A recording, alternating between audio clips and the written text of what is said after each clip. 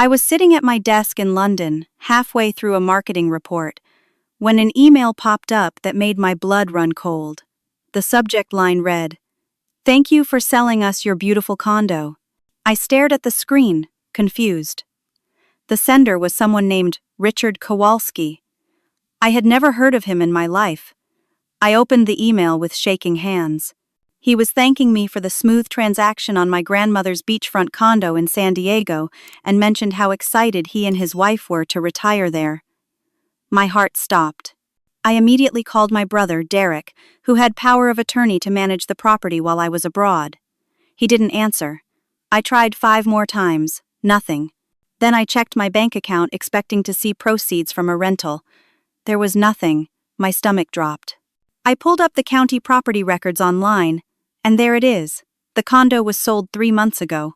I couldn't think straight. My hands were trembling so badly, I could barely book a flight on my laptop. I took emergency leave from my job and called my boss with some vague excuse about a family crisis. During the 10-hour flight from London to San Diego, I couldn't sleep.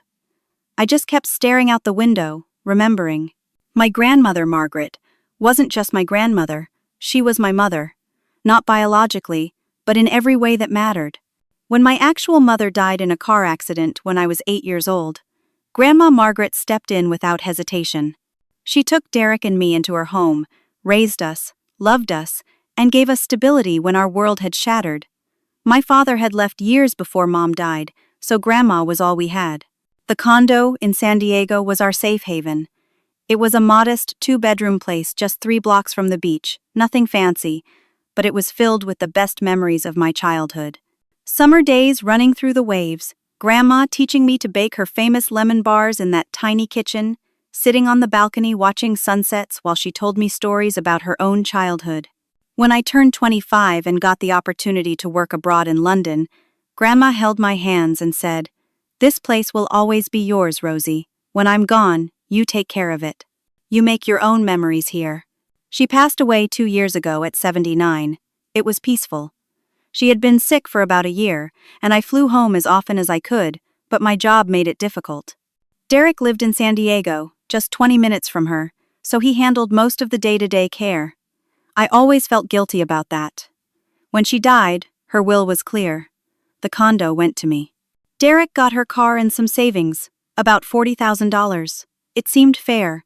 I was the one who had always been closest to her, and Derek had his own house with his wife and kids. I landed in San Diego at 8 in the morning, exhausted and furious. My childhood friend Hannah picked me up from the airport. She had offered me her spare bedroom while I sorted this mess out. I didn't even go to her apartment first. I made her drive me straight to Derek's house in the suburbs. When I rang the doorbell, my brother opened the door looking annoyed.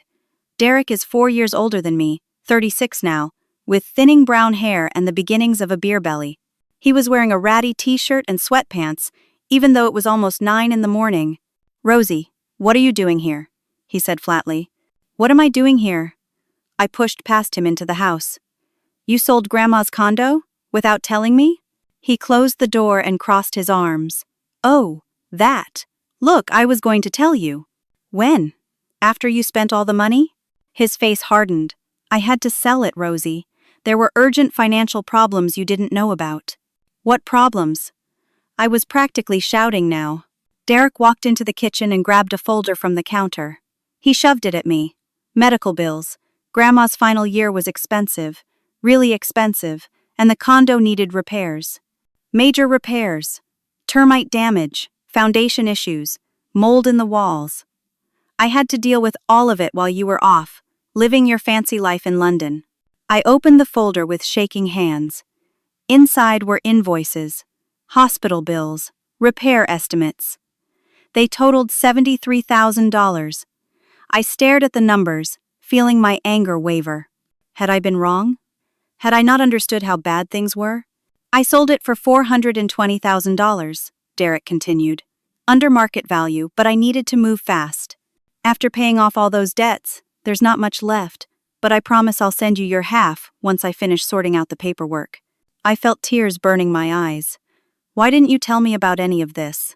"Because you weren't here, Rosie. You were in another country. I had to handle everything on my own. I wanted to scream at him, but part of me wondered if he was right. Maybe I had been selfish. Maybe I had left him to deal with everything while I pursued my career abroad. I took the folder and left without another word. That night, I sat in Hannah's living room, staring at those invoices. Hannah sat next to me on the couch, eating takeout Chinese food. She glanced at the papers and frowned. "You know, I drove past your grandma's place about 2 months ago," Hannah said casually. "It looked perfect. No construction, no repair trucks, nothing." My head snapped up. "What?" "Yeah, I remember because I thought about texting you. The place looked exactly the same as always. Fresh paint, actually. It looked really nice." The folder slipped from my hands. My heart started pounding. No, he wouldn't. First thing the next morning, I called a lawyer. Her name was Patricia Walsh, a woman in her 50s with short gray hair and sharp eyes. I had found her through a quick internet search for real estate attorneys in San Diego. I showed up at her office without an appointment, and her assistant took pity on me when she saw my desperate face. Patricia listened to my story, looked at Derek's invoices, and made a single phone call. Within an hour, she had pulled the official sale records from the county. She turned her computer screen toward me. "Your brother is lying to you," Patricia said quietly. "The condo sold for $675,000, not $420,000. And I'll need to verify these invoices, but I'm willing to bet they're fake." The room started spinning. $675,000. Derek had lied about everything. He had stolen from me, my own brother, my only living family. Patricia leaned forward. "Rosie, I need you to breathe. We're going to fix this. But I need to examine the power of attorney documents. Can you get those for me?" I nodded, unable to speak.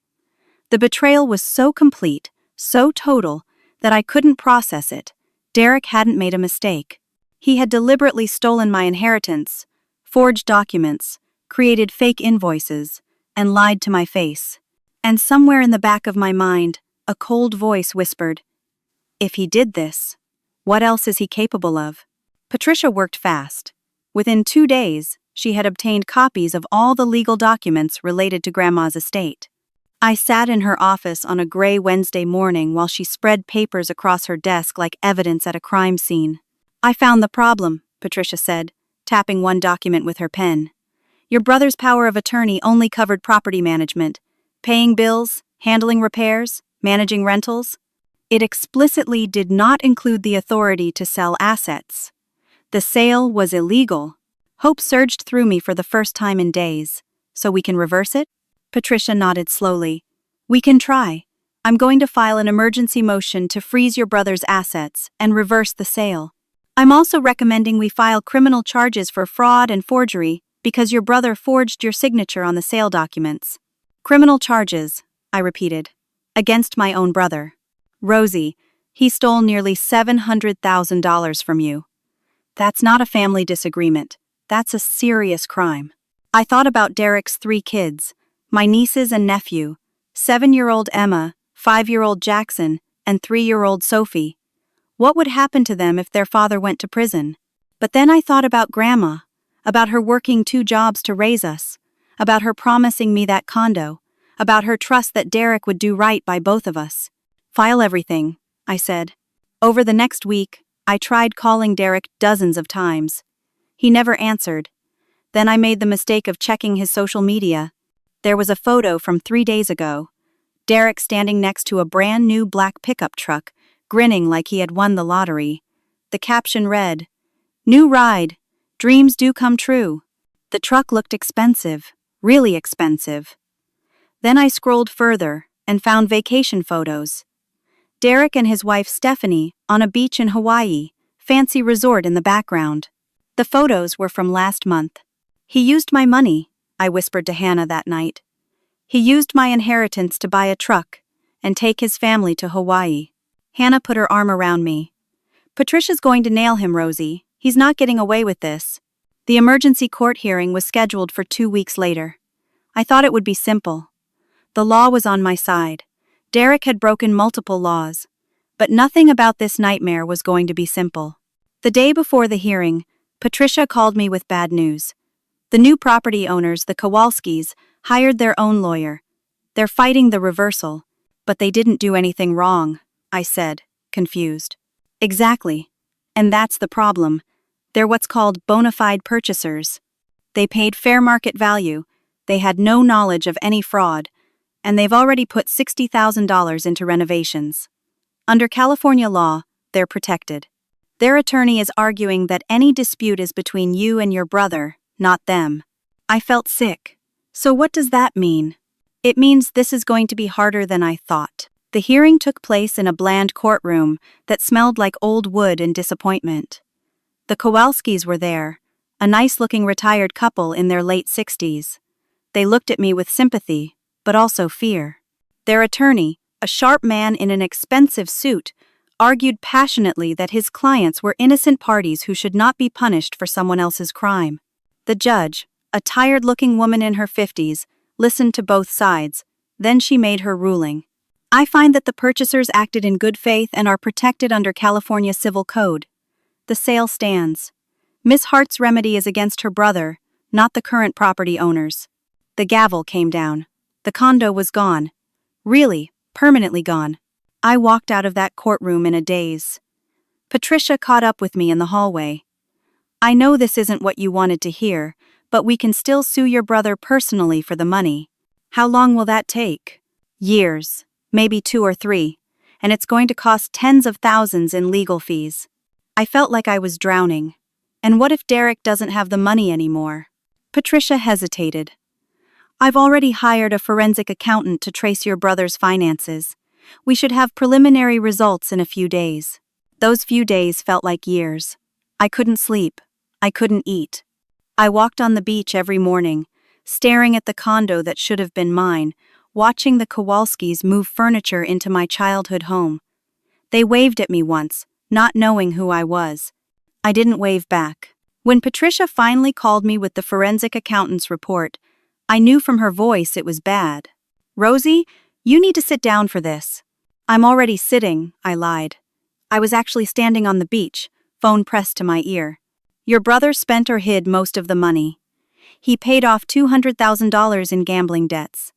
He bought that truck for $68,000. He transferred large sums to offshore accounts in the Cayman Islands that are going to be nearly impossible to recover. As of right now, we can only trace about $150,000 in recoverable assets. My knees buckled. I sat down hard in the sand. Gambling debts? Apparently your brother has had a serious gambling problem for years. Credit card debt, personal loans, probably loan sharks. That's likely why he stole from you in the first place. I started laughing. Not because anything was funny, but because the alternative was screaming. My brother had destroyed my inheritance to pay off gambling debts. He had stolen from his own grandmother's legacy to cover his addiction. And now the money was gone, scattered across the world in accounts I'd never reach. What do I do? I whispered. We keep fighting, Patricia said firmly. We file the civil suit. We pursue every legal avenue. We make him pay for what he did, even if it takes years. But I didn't feel like fighting anymore. I felt like giving up. I felt like Derek had won. I didn't give up. I couldn't. Every time I thought about quitting, I saw Grandma's face, heard her voice promising me that Condo, remembered how hard she worked to give Derek and me a good life. So I told Patricia to file the civil lawsuit, $675,000 plus damages. Patricia warned me that Derek would fight dirty. I didn't care anymore. I wanted justice, and I wanted my brother to face consequences. Derek's response came within a week. His wife Stephanie called me, her voice shrill and angry. How dare you do this to us? Stephanie screamed into the phone. We have 3 children, Rosie. 3 innocent children. You're trying to destroy our family. I tried to destroy your family? Derek stole from me, Stephanie. He committed fraud. He made a mistake. He was under a lot of stress. You weren't here. You have no idea what we've been going through. That's not an excuse for stealing. You're being selfish and cruel. Those kids need their father. If you do this, if you keep pushing this lawsuit, you're going to ruin their lives. Is that what you want? I hung up on her. But her words haunted me. Was I being selfish? Was I putting my need for justice above the welfare of 3 innocent children? I called Patricia and voiced my doubts. "Rosie, listen to me very carefully," Patricia said. "Those children's father is a criminal. If he didn't want to risk his family, he shouldn't have committed fraud. You are not responsible for his choices or their consequences. Do you understand me?" I understood, but it didn't make me feel better. Then my Aunt Carol called. She was my father's sister, someone I hadn't spoken to in over a year. Her voice dripped with disappointment. "Rosie, I heard about this lawsuit business. Family doesn't do this to family. Your grandmother would be ashamed of you." "Grandma would be ashamed of Derek for stealing," I shot back. "Derek made a mistake. You need to forgive him and move on. This is what's wrong with your generation. No forgiveness, no grace, just vindictiveness." I hung up on her too. But the calls kept coming. Cousins I barely knew. Family, friends, everyone had an opinion, and most of them sided with Derek. I was the villain in their story. I was the ungrateful granddaughter who abandoned the family, moved to Europe, and now wanted to destroy her brother over money. Never mind that Derek was the thief. Never mind that he had betrayed me in the worst possible way. Then Derek hired his own attorney, a man named Richard Carmichael, with a reputation for aggressive defense tactics. Carmichael filed a countersuit claiming that I had abandoned the family, never helped with Grandma's care, and had no right to the inheritance because I had emotionally neglected our grandmother by moving abroad. He also claimed that Grandma had been suffering from dementia in her final years and hadn't been competent when she wrote her will. Every word was a knife to my heart. I had visited Grandma every chance I got. I had called her twice a week. I had sent money to help with expenses, and she had not had dementia. She had been sharp as ever, right until her last month. Patricia assured me the claims were baseless, but they still hurt. They were designed to hurt. That was the point. Then Derek did something I never could have anticipated. He contacted a local news outlet and gave an interview. I found out when Hannah texted me a link to an article with the headline, "Local Man Sued by Sister Over Family Property." I read the article with growing horror. Derek painted himself as the devoted grandson who had sacrificed everything to care for our ailing grandmother while his sister lived it up in Europe. He claimed I had come back only after Grandma died, demanding money and property, with no regard for how he had suffered or how much he had spent taking care of her. He even cried during the interview, talking about how he had 3 young children and was just trying to keep his family afloat. The comments section was brutal. Strangers called me greedy, heartless, a terrible granddaughter. Some people suggested I should be ashamed of myself. Others said family meant nothing to my generation. A few people defended me, saying Derek's story didn't add up, but they were drowned out by the wave of criticism. Then the hate messages started on social media. Strangers tracked down my profiles and sent me vicious comments. I was called every name imaginable. Someone made a fake account pretending to be me, posting terrible things. I had to shut down all my social media accounts. The worst part? My employer in London caught wind of the situation. My manager called me for a video meeting, her expression carefully neutral. "Rosie, we've become aware of some personal matters you're dealing with. There's been some online activity that mentions your name and the company." "I'm handling it," I said quickly. "It's a family legal issue, but it's being resolved. We're concerned about your judgment and your character. These are serious allegations." "They're false allegations," I protested. "My brother stole from me. I'm the victim here. Regardless, we think it's best if you take an extended leave of absence, unpaid, until you sort out your personal issues." The screen went dark. I sat there in Hannah's living room, numb. I was losing everything: my inheritance, my family, my reputation, and now possibly my career. That night, my phone rang. Unknown number. I almost didn't answer, but something made me pick up. "Rosie," Derek's voice said. He sounded cheerful. "What do you want?" "Just wanted to check in, see how you're doing. I heard about your little leave of absence from work. That's tough." My hand tightened around the phone. "You called my employer, didn't you?" He laughed. "I didn't have to. Your drama is all over the internet. People talk. I'm going to win this lawsuit, Derek." "No, you're not. You know what my lawyer found? A beautiful little loophole. Even if you win, even if a judge sides with you, I can just declare bankruptcy." I'll claim I don't have any assets, which is mostly true now anyway, and you'll get nothing, not a single penny. Meanwhile, you'll have wasted years of your life and tens of thousands of dollars in legal fees. I couldn't breathe. You're evil. I'm practical. You should have just let it go, Rosie. But you had to be stubborn. You had to try to be the hero. Well, guess what? Heroes lose in real life. I'm going to walk away from this, and you're going to be left with nothing.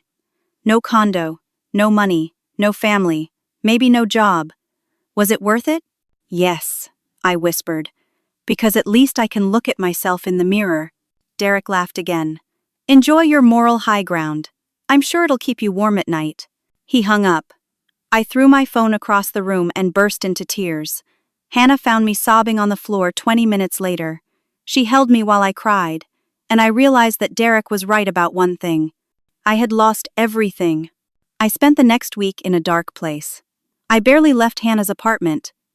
I couldn't afford to stay in San Diego much longer without a job, but I couldn't face going back to London either. My savings were nearly depleted from legal fees.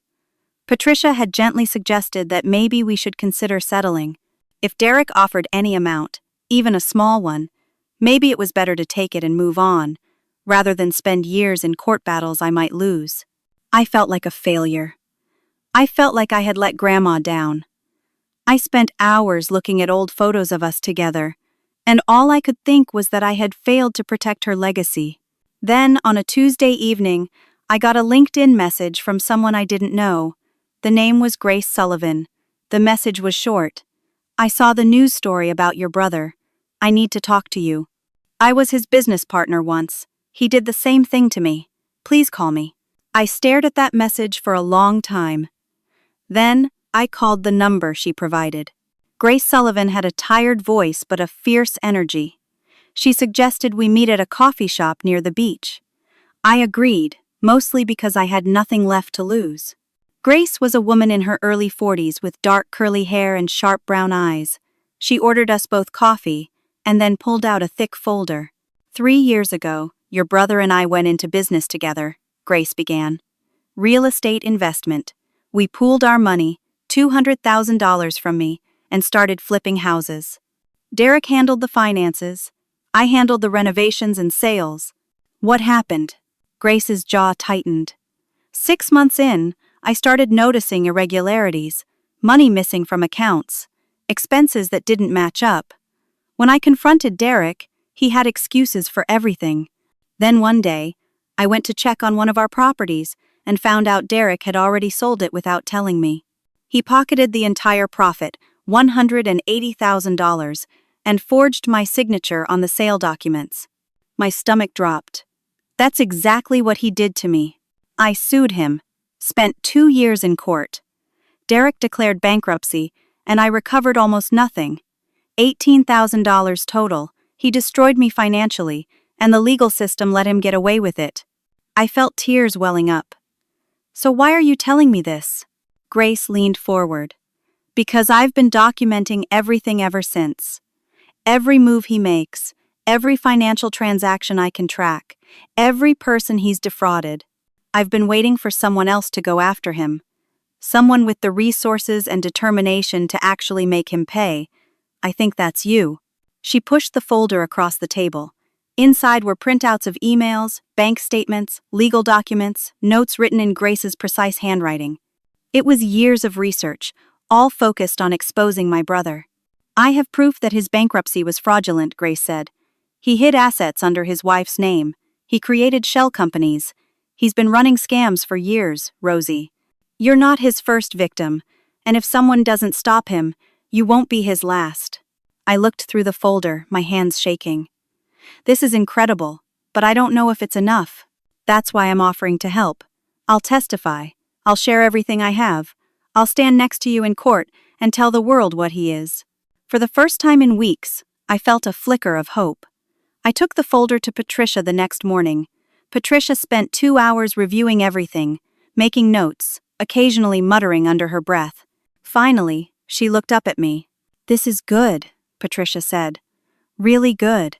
But it's still going to be complicated. Getting this evidence admitted in a civil case is tricky. I think we need to go bigger. What do you mean? I mean, we need to involve criminal prosecutors. If we can get Derek charged with criminal fraud, it would strengthen our civil case immensely. And with this evidence, we might actually have a shot. But prosecutors are overworked, and they rarely take cases that look like civil disputes between family members. We need something that clearly crosses the line into serious criminal behavior. We need something even more concrete. I nodded, feeling both hopeful and frustrated. We were so close, but still not close enough. That evening, as I was walking to my car from Patricia's office, my phone rang, unknown number again. I almost ignored it, but decided to answer. Rosie? The voice was female, tearful, familiar. Stephanie? Derek's wife was crying. I need to talk to you. Can we meet, please? What is this about? I just found something out. About Derek. I think you need to know, but I can't talk on the phone. Please. Against my better judgment, I agreed to meet her at a park near her house. When I arrived, Stephanie was sitting on a bench, her eyes red from crying. She looked like she hadn't slept in days. I'm sorry for how I talked to you before, Stephanie said quietly. I believed Derek. I thought you were being cruel. But I found out something today that changed everything. What did you find? Stephanie's hands twisted in her lap. Derek's been having an affair. For months. I found text messages on his phone. He's been planning to leave me. Leave the kids. He's been hiding money from me too, setting up accounts I didn't know about, preparing to divorce me and leave me with nothing. I sat down next to her, stunned. I didn't know what to say. But that's not the worst part, Stephanie continued. I confronted him about it. We had a huge fight, and he told me things. He bragged about things. What things? Stephanie looked at me, her eyes full of fear. He's planning to destroy you, Rosie. He told me he's going to file a report claiming you abused your grandmother, that you forced her to change her will. He's been creating fake evidence, forged emails, fake witness statements. He's going to file everything with the court next week and get the police involved. He wants to have you arrested. The world tilted. No. He can't. He showed me the documents, Stephanie whispered. They look real. I don't know how he did it, but they look completely real. He's going to claim you coerced your grandmother while she was mentally incompetent, that you isolated her from the family, that you basically stole the condo through elder abuse. I felt like I was going to throw up. Why are you telling me this? Because it's wrong. Because I have kids, and I don't want them growing up thinking this is how you treat people, because I'm scared of what Derek has become. Stephanie grabbed my hand. I'll help you. I'll testify. I'll give you access to whatever you need. But you have to promise me something. What? Protect my kids. Make sure that when this all comes out, when Derek faces consequences, my children don't suffer more than they have to. I promised her. I didn't know how I would keep that promise, but I made it anyway. Because Stephanie was taking an enormous risk by coming to me, and because she was right. Those kids were innocent. We sat together for a long time, two women destroyed by the same man, trying to figure out how to survive. I had 1 week. 1 week before Derek filed his false accusations and turned me from victim into suspected criminal. 1 week before police got involved and my life became even more of a nightmare. Patricia's office became war central. It was me, Patricia, Grace, and now Stephanie, all working frantically to build a case. Stephanie brought her laptop and gave us Derek's passwords. She felt guilty about the invasion of privacy, but I reminded her that Derek had been invading everyone's privacy and rights for years. We went through his files methodically. What we found was worse than any of us had imagined. Derek had multiple offshore accounts, one in the Cayman Islands with $215,000, another in Belize with $190,000, a third in Panama with nearly $100,000. He had moved my inheritance money, piece by piece, into untraceable accounts, all while crying poverty and claiming he had gambling debts. But the gambling debts were real too. We found records of those. Derek had both hidden money and wasted money. He was somehow both rich and broke at the same time. Then we found the forged documents.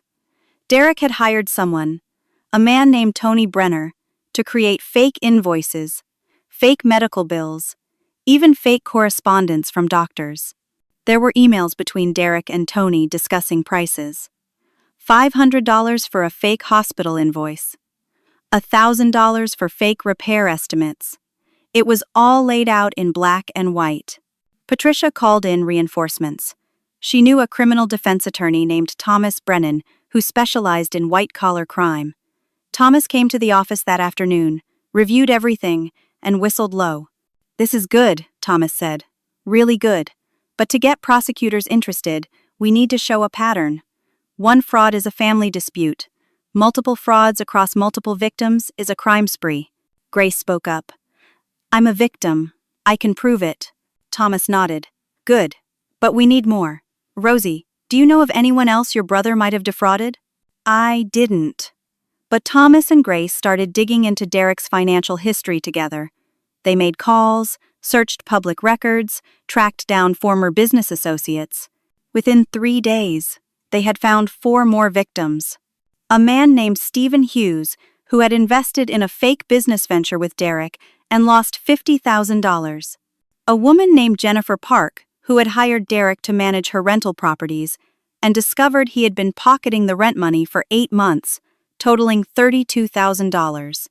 A small business owner named Carlos Martinez, who had partnered with Derek on a restaurant investment that Derek had embezzled from, stealing $45,000. And a charity organization that Derek had been treasurer for, where he had siphoned off $18,000 over 2 years. Every single one had a similar story. Derek had gained their trust, gotten access to money, and stolen from them. Some had tried to sue. None had been successful. Derek was like a ghost, always moving money, always declaring bankruptcy, always escaping consequences. Thomas put together a comprehensive file showing Derek's pattern of fraud over 6 years. Total documented theft, over $800,000 from at least 7 victims. "This isn't a family squabble," Thomas said. "This is a career criminal. This is someone who has made a living defrauding people. The district attorney's office needs to see this." But we still had a problem. Everything we had found came from Derek's personal computer files, accessed through Stephanie's passwords. A defense attorney would argue it was an illegal search, inadmissible in court. Thomas consulted with a tech forensics expert and a constitutional lawyer. Their advice was complicated, but came down to this. We needed to give everything to prosecutors and let them decide how to use it. Some of it might be inadmissible, but it would point them in the right direction to get warrants and subpoenas for official records. Thomas called the district attorney's office and requested a meeting. An assistant district attorney named Jennifer Park agreed to see us. We spent 6 hours in her office, presenting everything: the offshore accounts, the forged documents, the multiple victims, the pattern of fraud stretching back years. Jennifer was a sharp woman in her late 30s, with short black hair and intense eyes. She listened to everything, asked pointed questions, and took pages of notes. When we finished, she sat back in her chair. "This is compelling," Jennifer said carefully. "But I'm concerned about the family nature of some of these allegations. When it's brother versus sister, juries get uncomfortable. They think it's a private matter." "It's not just sister versus brother," Grace said firmly. "I'm a victim too, so are the others." Jennifer nodded. "I see that. And that helps, but I need something that clearly shows criminal intent. Something that proves beyond doubt that these weren't business mistakes but deliberate crimes." I thought about Derek's threat to file false elder abuse charges against me. I mentioned it to Jennifer. "That would be filing a false police report, which is a crime," Jennifer said. "But he hasn't done it yet. If he does, that's actually good for our case in a weird way. It would show malicious intent." "We can't wait for him to file those charges," Patricia said urgently. "Once those accusations are in the system, even if they're proven false, the damage to Rosie's reputation will be permanent." Jennifer sighed. "I understand. Let me pull your brother's financial records officially. If I can verify the offshore accounts and the pattern of fraud, I can open a criminal investigation. But I need you to understand this will take time." "We don't have time," I said, my voice breaking. "He's going to file false charges against me in 3 days." Jennifer looked at me with sympathy. "Then, get me something concrete in the next 48 hours. something that proves criminal intent beyond any doubt. We left her office feeling desperate. 2 days. We had 2 days to find the smoking gun. That night, I couldn't sleep. I kept thinking about Grandma, about her final year, about Derek claiming he had spent all that money on her care. Something nagged at me. I got up at 3 in the morning and started going through the boxes of Grandma's belongings that I had stored at Hannah's apartment. At the bottom of one box, wrapped in a faded tablecloth, I found what I was looking for. Grandma's journals. She had kept them for 40 years, writing in them every single day. Her careful handwriting filled page after page with her thoughts, her memories, her daily life. I started reading the entries from her final 2 years, and what I found broke my heart and changed everything. Grandma wrote about how Derek rarely visited, how when he did come, he asked for money, how she had refused to give him any because she knew he would waste it. She wrote about me, about our phone calls, about how proud she was of my career. She wrote about making sure her will was clear, that the condo went to me no matter what Derek says. Then I found the entry that mattered most. It was dated 8 months before she died. Derek came by today and tried to convince me to take out a reverse mortgage on the condo. He says, I need the money for medical care, but I know that's not true. Medicare and my insurance cover almost everything. He wants the money for himself. I told him no, I don't trust his intentions. I'm going to talk to my lawyer about removing him from having any power over my estate. I'm worried he'll try to steal from Rosie after I'm gone. There were more entries like that. Grandma documenting Derek's manipulation, his requests for money, her concerns about his intentions. She had been sharp and clear-minded until the very end. There was no dementia, no mental incompetence, just a smart woman who knew her grandson was trouble. I called Patricia at 6 in the morning. She told me to bring the journals immediately. By 9, we were back in Jennifer Park's office. Jennifer read the journal entries. Then, she read them again. When she looked up, she was smiling. This changes everything, Jennifer said. These journals prove your grandmother was mentally competent. They prove your brother was trying to manipulate her. And they completely destroy any claim that you coerced her. But is it enough to stop Derek from filing false charges? I asked. Jennifer picked up her phone. It's enough for me to open a criminal investigation right now. Let me make some calls. Within 2 hours, Jennifer had convinced 2 detectives to launch an investigation into Derek for fraud, forgery, and theft.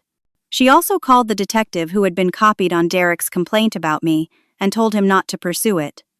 The journals proved I was the victim, not the perpetrator. I felt relief wash over me. But it was short-lived. That afternoon, Patricia got an urgent call from Thomas. Derek had learned about the criminal investigation. Someone at the courthouse had tipped him off, probably a clerk who was friends with his lawyer. And Derek's response was to run. He's liquidating everything, Thomas said. Withdrawing cash, emptying accounts. Stephanie just called me. He emptied their joint bank accounts this morning, took everything, and told her he was leaving. He took the truck, grabbed some clothes, and left. Stephanie called me an hour later, sobbing. He took everything. He cleaned out the savings account, closed the credit cards, everything. He left me and the kids with nothing, not even grocery money. And he said something before he left. He said he has friends in Mexico who can help him disappear.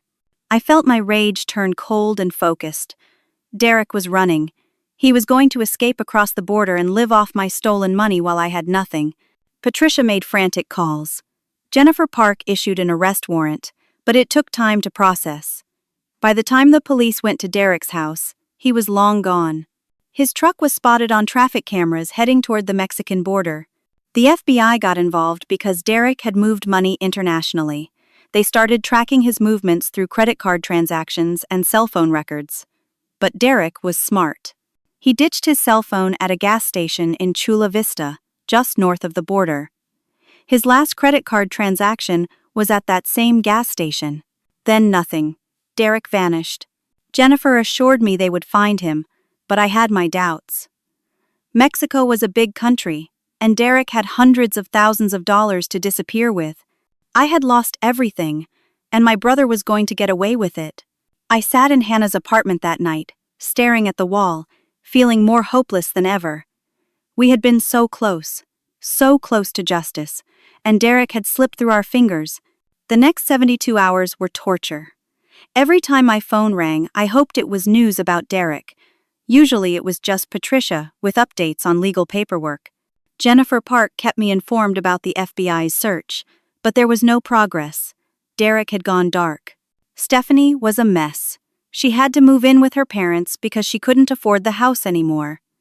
The kids didn't understand where their father had gone. I felt terrible for them.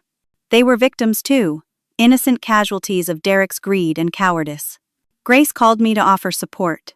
She told me that even if Derek escaped, at least I had exposed him. At least no one else would fall for his scams. I appreciated the sentiment, but it felt hollow. Derek had won. He had stolen from me, destroyed my reputation, and escaped. Then, on the fourth day, Jennifer Park called me with news. We found him. FBI traced his movements through border checkpoint cameras and coordinated with Mexican authorities. He was staying at a cheap motel in Tijuana, trying to establish residency so he could apply for asylum or permanent residence. U.S. Marshals are coordinating his extradition right now. I felt something I hadn't felt in months. Vindication. Derek was arrested in Tijuana at 2 in the afternoon. Mexican police took him into custody at the request of U.S. authorities. Because he was an American citizen who had only been in Mexico for 5 days, the extradition was fast. He was back in San Diego custody within 18 hours. I didn't go to the jail. I didn't want to see him. But Patricia told me he had been arraigned on 17 felony counts: grand theft, elder abuse, forgery, fraud, embezzlement, and filing false police reports. The bail was set at $500,000. Derek couldn't pay it. Everything he had was either frozen, offshore, or already spent. He sat in county jail. Stephanie filed for divorce the next day. She also agreed to cooperate fully with prosecutors in exchange for immunity. She turned over Derek's computer, his files, everything she had access to. She wanted to protect herself and her kids from the fallout. The case against Derek was overwhelming. Grace testified before a grand jury about her experience. The other victims came forward with their stories. Grandma's journals were entered as evidence, her own words condemning Derek from beyond the grave. The forensic accountants traced the money through the offshore accounts. Everything Derek had done, every lie he had told, every document he had forged, it was all laid out in exhaustive detail. Derek's lawyer tried to negotiate a plea deal. Derek would plead guilty to lesser charges in exchange for a reduced sentence. Jennifer Park refused. She wanted Derek to face the full consequences of his crimes. She wanted him to go to trial. The trial was scheduled for 4 months later. Those 4 months were difficult. I had to go back to London to try to salvage my job. My employer, after hearing the full story and seeing news coverage of Derek's arrest, agreed to let me return. They even apologized for doubting me. My reputation was slowly being restored as news outlets covered Derek's crimes and corrected their earlier stories. But I couldn't fully move on until the trial was over. I flew back to San Diego 2 weeks before it started. The trial lasted 2 weeks. I sat in that courtroom every single day, watching as prosecutor after prosecutor laid out the evidence against my brother. Derek's defense attorney, a different lawyer now since Carmichael had dropped him, tried to paint Derek as a man who had made mistakes under financial stress. He tried to argue that Derek had gambling addiction and needed treatment, not prison. He tried to claim that the family nature of some of the crimes made them less serious. The jury didn't buy it. I could see it in their faces. They heard Grace testify about how Derek had destroyed her financially. They heard from the other victims, each telling similar stories of trust betrayed and lives damaged. They heard Stephanie testify about Derek's confession to her, his plans to frame me, his hidden money. Most powerful of all, they heard Grandma's journal entries read aloud in court. Her voice, preserved in her careful handwriting, telling the truth about Derek's manipulation and her fears about what he would do after she died. The jury deliberated for 3 hours. When they came back, the 4 women read the verdicts: guilty, guilty on all 17 counts. Derek showed no emotion. He just stared straight ahead, his face blank. But I saw his hands shaking. The sentencing hearing was 2 weeks later. Jennifer Park argued for the maximum sentence, citing the breadth of Derek's crimes, the number of victims, and the elder abuse component. Derek's lawyer begged for leniency, talking about his 3 children who needed their father. The judge, a stern woman in her 60s, listened to everything. Then she spoke directly to Derek. "Mr. Hart, you had every advantage in life. You had a grandmother who loved you and provided for you. You had opportunities that many people never get. And you chose to betray everyone who trusted you. You stole from your own grandmother, from your sister, from business partners, from strangers. You forged documents, you lied to courts, you tried to destroy your sister's life with false accusations. You showed no remorse, no conscience, no empathy. The only thing you cared about was money and yourself." The judge sentenced Derek to 12 years in state prison. She also ordered him to pay full restitution, $890,000 to me for the condo value plus damages and suffering, plus $300,000 to the other victims including Grace. All of Derek's remaining assets would be seized and liquidated. The offshore accounts would be recovered through international agreements. The truck would be sold. Everything would go toward paying back his victims. Derek was led out of the courtroom in handcuffs. He looked at me once as he passed. I don't know what he expected to see in my face. Triumph? Anger? Pity? But all I felt was tired. Tired and sad that it had come to this. That my brother, my only living family besides some distant relatives who wanted nothing to do with either of us, had turned out to be a monster. The asset seizure and restitution process took 6 months. The federal government worked with the Cayman Islands and Belize to recover the offshore money. It was complicated and involved international treaties and lawyers, but eventually most of it came back. Derek's truck was sold at auction. The house that he and Stephanie had bought, which was partly paid for with stolen money, was sold and the proceeds split between restitution and Stephanie's divorce settlement. In the end, I received a check for $675,000. It wasn't everything Derek had stolen, but it was close. The other victims received their money too. Grace got her $200,000 back. The other victims got their shares. Justice had been expensive and exhausting, but it had prevailed. I used part of the money to help Stephanie and the kids. They hadn't asked for any of this. Those 3 children had lost their father to prison because of his own choices, and I didn't want them to suffer more than they already had. I set up trust funds for Emma, Jackson, and Sophie's education, $20,000 each. It wouldn't solve everything, but it would help. Stephanie cried when I told her. She hugged me and thanked me over and over. We weren't friends exactly, but we had developed a mutual respect born from surviving the same nightmare. She was building a new life for herself and her kids, working 2 jobs, going to therapy, learning to trust again. I returned to my job in London. My employer had been surprisingly understanding through everything, and they even promoted me to a senior marketing manager position. The time away had made me better at my job somehow. I had learned to fight, to stand up for myself, to trust my instincts. Those skills transferred to my career. But I couldn't stay in London forever. After a year, I requested a transfer back to San Diego. I wanted to be home. I wanted to be near the ocean, near the memories of Grandma, near the life I had left behind. I used some of the restitution money as a down payment on a small beach house, not far from where Grandma's condo had been. It was a fixer-upper, nothing fancy, but it had potential. I spent weekends renovating it, painting walls, replacing fixtures, making it mine. I turned it into a rental property that brought in steady income and would appreciate in value over time. I couldn't get Grandma's actual condo back. The Kowalskis owned it legally, and I bore them no ill will. They had been innocent parties caught in Derek's web of lies. But having a place near the beach, a property I owned outright, felt like honoring Grandma's intentions. She had wanted me to have security, stability, a piece of the California coast to call my own. Now I did. On the first anniversary of Derek's sentencing, I visited Grandma's grave. I brought flowers, her favorite yellow roses, and I sat in the grass next to her headstone for a long time. I told her everything.